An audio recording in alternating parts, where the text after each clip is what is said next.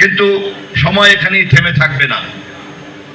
ভবিষ্যৎ কিন্তু এখন আমাদের কাছ থেকে হিসাব দিবে যে আপনাদেরকে যে আমরা বিশ্বাস করলাম, আপনাদের উপর যে আমরা নির্ভর করলাম, ভোট দিলাম, ভালোবাসা দিলাম, সম্মান দিলাম, শ্রদ্ধা দিলাম, এখন আপনারা সেটা রক্ষা করেন কিনা, পালন করেন কিনা দূরবীন লাগিয়ে কিন্তু দেশের মানুষ দেখবে, তাই না? 2009-এ যখন শেখ হাসিনা ক্ষমতায় এসে প্রথম বক্তৃতা করেছিল, তখনকার বক্তৃতা আর 2024-এর 5ই আগস্ট যখন হেলিকপ্টারে করে পালিয়ে যাচ্ছিল, দৃশ্যটা দেখেন নাই?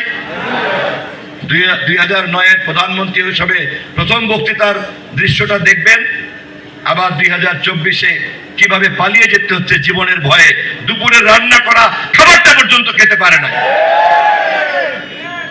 ক্ষমতা বড় কঠিন জিনিস, ক্ষমতা কিন্তু অনেক বড় আগুন। এই আগুনকে যে হজম করতে পারে, ক্ষমতা তার কাছে থাকে, সর্বশক্তিমান তার কাছেই ক্ষমতা রাখে। আর এই ক্ষমতা যে হজম করতে পারে না, ক্ষমতা গিলে খাওয়ার সাথে সাথে নিজের অন্তর পুরে, শরীর পুরে, নিজের সমস্ত চরিত্র পুরে ছারখার হয়ে যায়।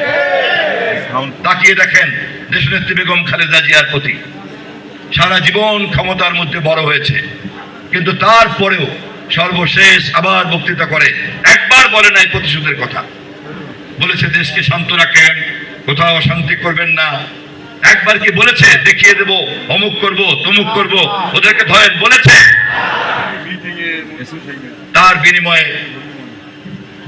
তার জানাজা হয়েছে জনসমুদ্র, তার বিনিময়ে তার দল আজকে ক্ষমতায়, তার বিনিময়ে তার যোগ্য উত্তরসূরি আজকে ক্ষমতায়, তার সন্তান আজকে প্রধানমন্ত্রী। অতএব দায়িত্ব, ধৈর্য, দেশপ্রেম এবং জনগণের প্রতি আস্থা ছাড়া অন্য কোথাও কোনো আপোষ করা যাবে না।